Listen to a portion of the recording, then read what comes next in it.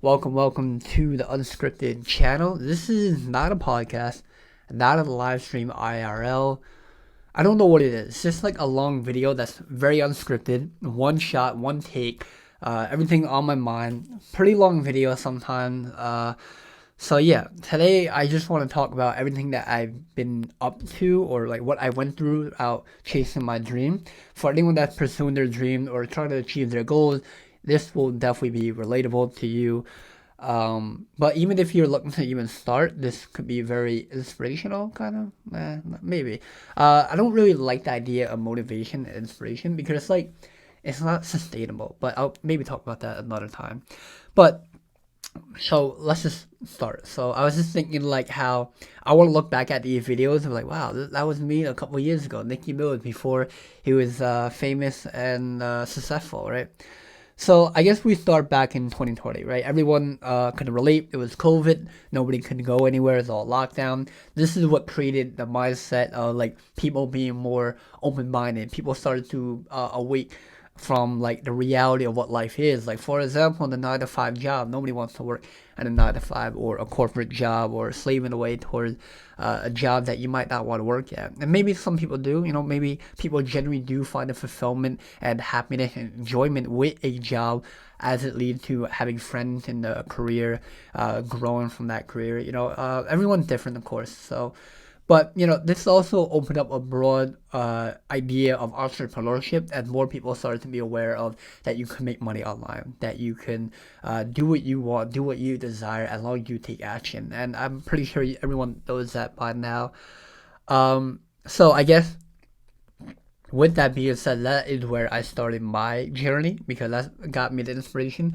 But I was always doing YouTube when I was younger as a kid, like since 2015. I was making how-to videos. I was doing gaming. I started live streaming.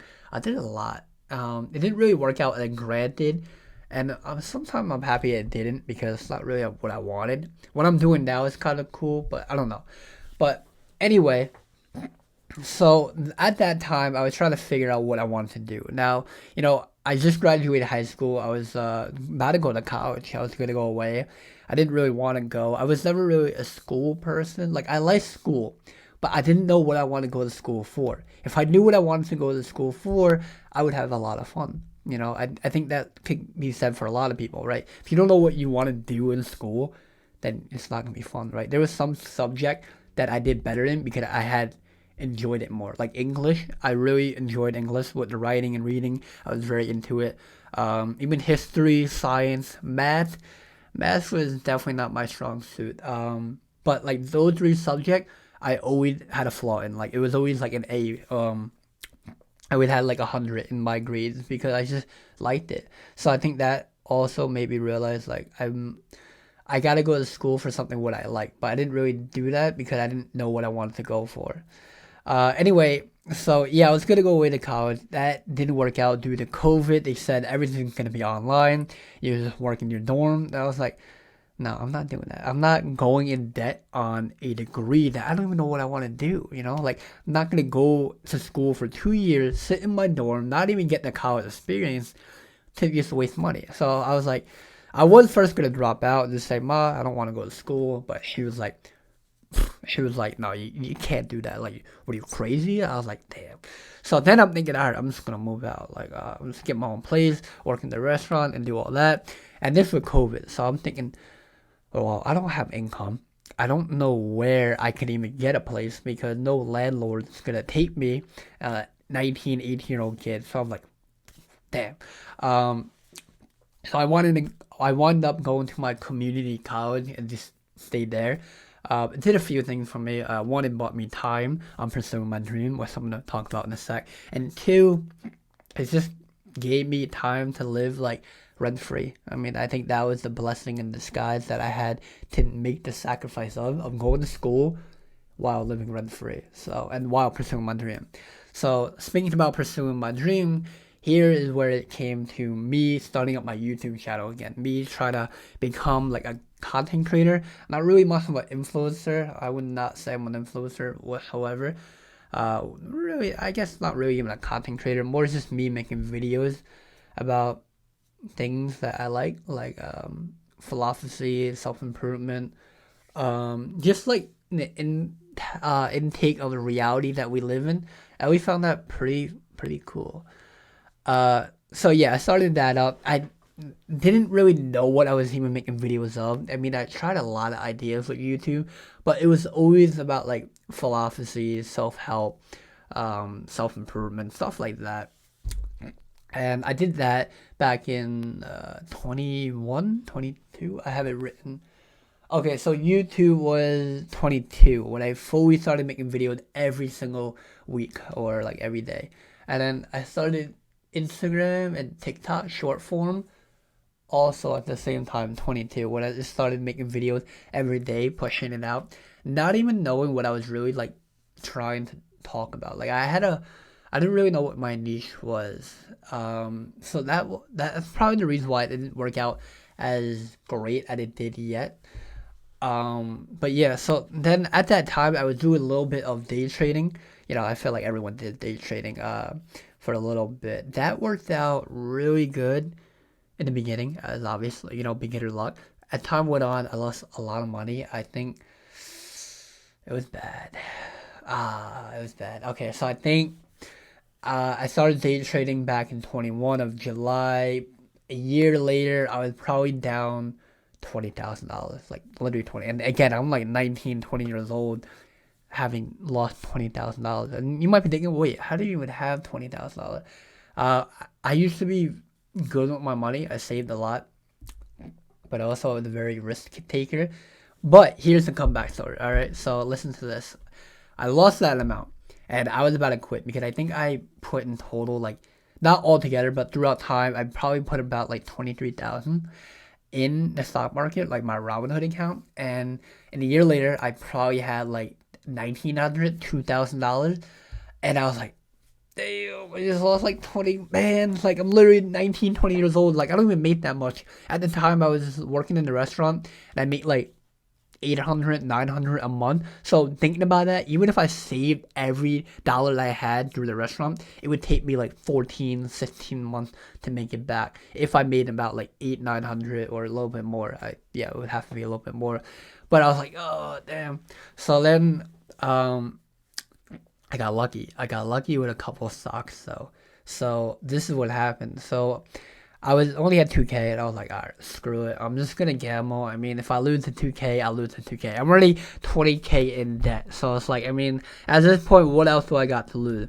And sometimes that's like the scariest moment where like you lose a lot, and it's like you have nothing else to lose. So I found this penny stock called, I think it was called BBIG. Yeah, it was that stock, and that was a short squeeze stock. Now, if you don't know what short squeeze is, where like a hedge fund will short a penny stock thinking that's gonna go down, but then like people will bet against it and it will shoot up. And that's what I was feeling, because I remember looking at the data and all the CEOs, CFOs were all buying up the stocks. I was like, oh, well, this is weird. They're buying millions of dollars of their companies back. So this was a really good indicator. Like, I wasn't really dumb about it. Like, I try to make good financial decisions when investing a year later as I got better at it. But, so that's made me realize, all right, I'm going all in. I put like 1,800. Yeah, I think I just went all in. Now, maybe I put, yeah, I want to say like, I think I just went all in. And when I went all in, literally 2-3 days, I almost lost all of it. I was like down $800, down $600. I was like, oh man. I was like, whatever. I was like, this is how I end. This is a sign where I just gotta quit it all. So that is what happened. And then 2-3 days later, they announced some big news where that they got more investors in their company, and stock shot up. And I did option calls for this, so I think I was at like, my call was $5. It went to $12. So I printed, like, it was like holy shit, like I never seen so much money in one portfolio. I made $13,000. So like, damn. So now my account went from like $1,000 all the way back to 14,000. So I felt good. I cashed out. I was like, oh, I'm good. I was gonna stop right there, but then I seen the SP 500, and I knew that was gonna go down because they just said that the recession's gonna happen. Some war was gonna break out at that time. I think it was like the Ukraine war, and I was like, the market's going down. Like, it's not no brainer. So I put only 2,000 in. I was like, if I'm gonna lose it, I lose 2K, cash out my profit. Put 2K down. 4 days later, over the weekend, that Monday, I looked at my account. The future was down. I was like, oh my god. And I had a put for this too. I don't remember the exact numbers, but I think it was just like maybe 350. But let's just say it was 350. It shot down all the way to like 330. And I remember like it was a dramatic downfall. I was like, oh my god. I made another $11,000. But anyway, back to where I am now with that. I broke even. I cashed out. That was it. I don't even day trade anymore. I just invest long term, like mutual fund, ETF, blue chip stocks. I'd rather just do that now. But it was a lot of fun. And on the side, I was still doing content creation, trying to figure out what I was making content of. Then that led me to Amazon FBA. Oh, Amazon FBA. Okay, so I did like arbitrage or like flipping products, which was kind of cool. I mean, it was alright. I mean, I didn't lose that much money. I think my biggest mistake was getting it LLC, which I did not need. Like, if you're gonna do Amazon FBA, you do not need a LLC. Like, I don't know why I thought I needed one, but like every YouTube guru that did Amazon FBA is like, get an LLC, do this, set it all up. And then I was like, all right, I'll buy an LLC. I spent like $500 on it. It was like, yeah, it was really annoying. I wish I never did that. But anyway. The problem with the Amazon FBA was I didn't like it because I would like go to stores, buy up all the inventory, and then resell for profit. It's like flipping for profit. And the problem was I always felt guilty. Like I have a really big heart on that. Like I don't like looking for clearance stuff or like things on sale to make a profit. I know you have to make your ends meet. I know you gotta pay the bills, but that just wasn't me. I was like, this isn't good. This isn't like I don't know. I just felt guilty. I was very guilty of always doing that. I remember this one product. It was like dog treats or like dog food. It was like $4 on sale, and I sold it on Amazon for like $14. And then I was like, oh man, I'm never doing that again. I was like, this is horrible, bro. Like I don't like this at all. So that made me realize I don't want to do Amazon FBA. So I made sure that I made like a broke even or a low profit because I did lose a little money due to paying taxes, which that was a big headache too as well. But I didn't even make that much money. Like I made like 3,000 in profit and then like I broke even in a way. So I don't know, but that I did not like. And even the online, you can do like online arbitrage where you go to Walmart or like Target and they got those like sales going on. You can buy like products, but I always got like my order canceled, or they just wouldn't fulfill my order because like I buy too many, or I was flagged as like a reseller, and I was like, okay, that makes sense. Like I don't know, I just didn't like that idea, so I closed that down after like 8 months in. Then what did I do? I did like affiliate marketing. Yeah, I did affiliate marketing. So I grew like theme pages off of Instagram, Pinterest, and TikTok. TikTok didn't work out as great because they kept banning my account, which I don't really know why. Maybe it was like unoriginal content, so that could have been it. But Instagram worked out pretty well. Pinterest worked out the best, like for affiliate marketing. So if anyone doing affiliate marketing, do it on Pinterest because you could add the link right below the video. Instagram, you can't. So I have like a meme page on Instagram and like a mental health space, which I really love that account a lot, the mental health, because like I'm very big into that, but we'll talk about that a little bit. And I grew those a lot. I think I got like 300,000 followers in total on those two accounts. But here's the thing, I barely made any sales off of those Instagram. I made more sales on my Pinterest account, and they only had like 5,000, 10,000, followers. So I was like, oh, this is interesting. So yeah, I figured that was pretty cool, but it wasn't really sustainable because I did it off of Amazon affiliates, and they don't really pay well, Amazon. That's how I got the idea of doing affiliate marketing through Amazon FBA. I seen they had an affiliate program, so I was like, oh, I mean, I like content, I can make it, so why not do that? I still do it today, but now with my own products, which I'll talk about in a sec as well.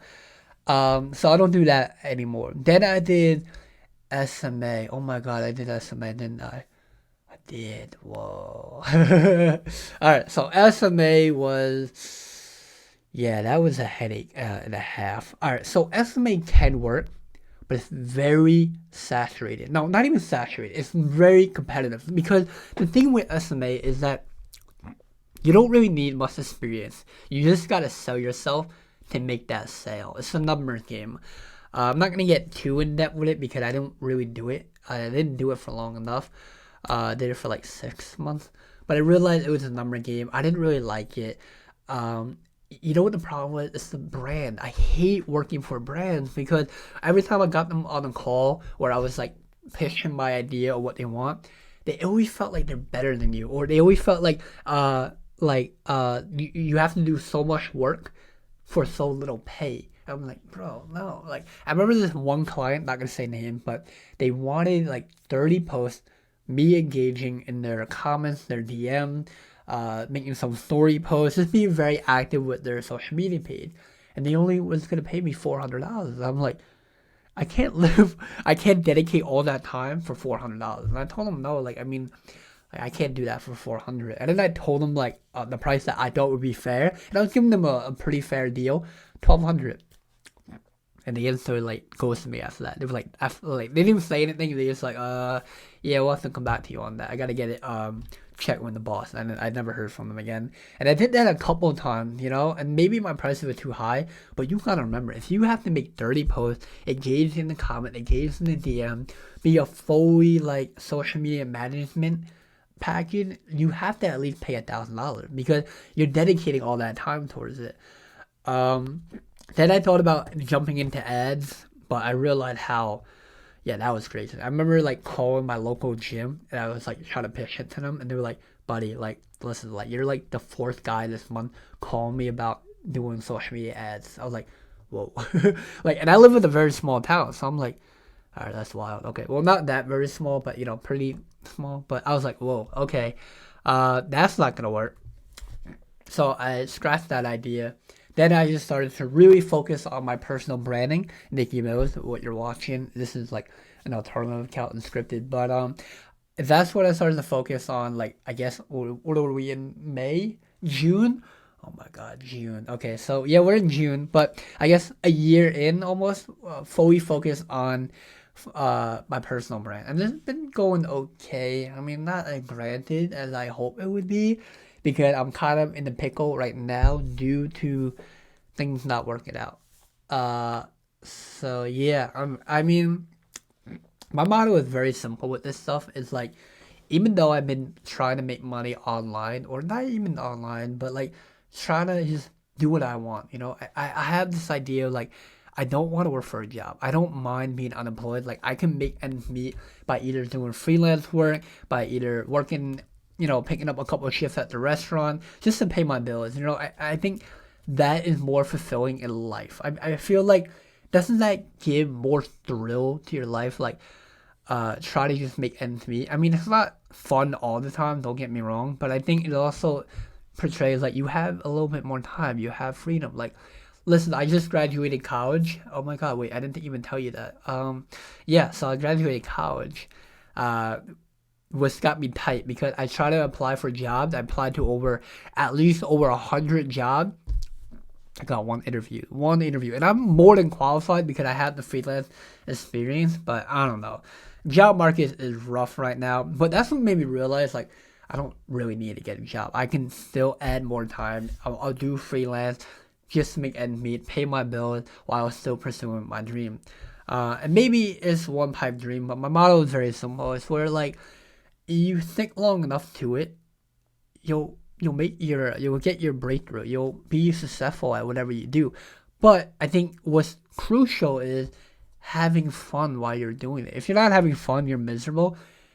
It's gonna be miserable. You know, you gotta have fun at what you do while still trying to pursue it. So like, I think one of my downfall is I took life way too serious at a young age. Like, I took it like serious, like when I was trying to like figure out my stuff back in like 2020. I just took it serious. I was like, I'm gonna put my head down, I'm gonna grind, I'm gonna start these businesses, make money, and just do all that. Which it definitely was beneficial, because I stopped going out more and I started to like become a homebody. I started to read more. Like you see my collection right there in the way, like collection. It's a lot bigger, more. But anyway, I just started to like improve myself, and this could be a very lonely journey in a way if you don't spend a lot of time with yourself. But I mean, I think the greatest things happen when you pursue things on your own. I genuinely believe that. I think that's how you can truly grow. That's how you can really be a big flaw in your success in life. Definitely with great people, like-minded people, once you get them in your life, absolutely. But I will say before you can even network, you have to grow a skill set. You have to grow some type of like thing that you could help a person, right? Like if you don't have anything under your belt, if you don't have any skill set, and you're trying to network someone that do a little bit better than you, they're not gonna really want to like talk to you. They're not gonna really want to try to help you out because you have nothing to offer them. So that's why that is something I always kind of knew in a way at a very young age. I knew like I need to get something that I'm good at, network, and then go through there. But where am I today? Okay, so like I was saying, I just graduated college, can't get a job for my life, so I am unemployed. I mean, kind of. I guess I do freelance, but in a way, I am unemployed, pursuing my dream, pursuing it for 3 years. You know what's funny? Someone just telling me this, dude. Like, I was telling them how like I've been pursuing my dream for like 3 years. They were like how? Like I was like, what do you mean how? Like I mean, what else is there to do with life, right? I mean, okay, get a job, right? Pay the bills, but like that's not really like fulfilling, at least not from my end. And I was like, I mean, I'm gonna make it work because like I wanna like meet other people. I want to meet like content creators. I want to meet other entrepreneurs. I think the most fun people are like I guess in a way the unemployed people or self-employed. That's a little bit better. The more people are more fun in self-employment. I don't know why because I think they live the model or how I see life where like you don't need a job. You just make ends meet and do what you gotta do to survive. Because I think that's what life really is. I mean, life is like a game, and right? I mean, it's just having fun as much as you can. Everyone knows life is dark, and life is sometimes terrible and unfair. But I think if you look at it just like that, it's gonna be that. I mean, if you have fun throughout life, you'll have fun. I guess I don't know. I'm not trying to make this motivational, but I just thought like that's just how I view the world. This is like my philosophy side coming out. So, but backtracking to where I am today. Oh gosh, I guess right now I just finished college. I'm still trying to pursue my personal branding stuff where I'm trying to grow my brand. I'm trying to be more on YouTube and do more of this. I don't even know where this will go, but I just want to look back at this and be like, yeah, that was the email a couple years ago. So I thought that would be pretty cool. Like, I don't know, like maybe 5, 10 years and when I'm looking back at my YouTube channel and I'm like, whoa, yeah, I remember making that video. So that would be the idea. I'm also still working on my TikTok, Instagram. I'm really just focusing on growing my brand awareness because brand awareness is one of the most important things for a business or just making money online. Because if you can do that, it's kind of easy to monetize your following. I mean, if you have something good to offer, like you can't be like a douchebag and just like sell like like a fake course or a fake I don't know something like not like down to heart, like more like just try to make a quick buck. You got to do something that you enjoy. But I don't know, like I mean, that was always like how I saw it as making money online. But I have seen it have gotten a little, just a little saturated or a little competitive as everyone's trying to do it. But I mean, listen, everything that you try to do in life going to be competitive, right? If you want to become an actor, you know how many people want to be actors and actresses in New York City and LA? It's a very big market, even modeling, even writers, anything creative, you have to understand it's going to be a very competitive field because everyone wants to do it. Who doesn't want to be creative? I feel like the most creative people are the most fun and also see life at a very cool perspective. I think those are like the free-minded people. And I mean, like, if none of it works out, work a job and still pursue it. Because if you're still pursuing it, that means you genuinely love what you're doing. So yeah, that's what I'm doing. Just working on my brand. Just try to make money, just make my income. I mean, I was thinking like, how much money do I need to make to be okay? And there's gonna be some month where like you make nothing. Like this month alone, I'm gonna be very transparent with you. This month alone was probably one of the best months I ever had out of the 3 years of content creation, and I made about 400 and like about $400. Now think about that, $400 in this economy, not that great. But for me, I was like, yo, $400 is sick. I made it all through like sales and stuff. So I thought, sorry, I thought that was pretty cool. But yeah, I mean, just stuff like that. There's gonna be months where like you probably won't make much, but at the end of the day, if you're very frugal or if you budget your money very well, you'll do okay. I mean, at the end of the goal, just save enough money to retire. I mean, obviously, like if you're trying to save to a million, 10 million, or that's gonna obviously by far take some time, but that's the end goal, right? Isn't that what people do when they retire? They put it in a 401k to retire and stuff like that. So as long as you have that idea of like, if I just make enough money to save and do what I want, that's it. I mean, even when you make money online, everyone has their idea of doing one thing and then going somewhere else. Like you don't stick at one thing, make money through it the whole time. Like I mean, you can, but it's just like when you have a business, you find ways how to make other income through your money or through like investments. So that's pretty much it where I am right now. I mean, I can go on and on where I am, but there's like, yeah, I mean, there's like, that's pretty much like the rundown of what been happening through my 3 years of pursuing my dream towards now. So that's gonna be it. I mean, thank you guys so much for staying and watching. If you stayed up to this part, and if you want to follow more of my content, which I'm trying to get better at, I'm not sure. I'm always switching it up, by the way. Like I'm always trying to make it better, or maybe like dialing it back more, being more transparent with less edit and less scripting. I think I don't know. I'm still trying to figure out if I want to even script my videos. I like the idea of just talking freely through my mind, but then I ramble a lot, so I don't know. And then I overthink of how the content will perform. But anyway, if you want to follow me on my main account, is for Instagram and TikTok is it like IT is Nikki Mills. Instagram is just Nikki Mills, and TikTok, no, not TikTok, Twitter is Nikki Mills. But I'm not very active on that. I mean, I'm on it, but I don't really tweet because like I don't really know what to tweet. But anyway, those are my plugs in. Thank you guys for watching once again, and I will see you guys in the next one.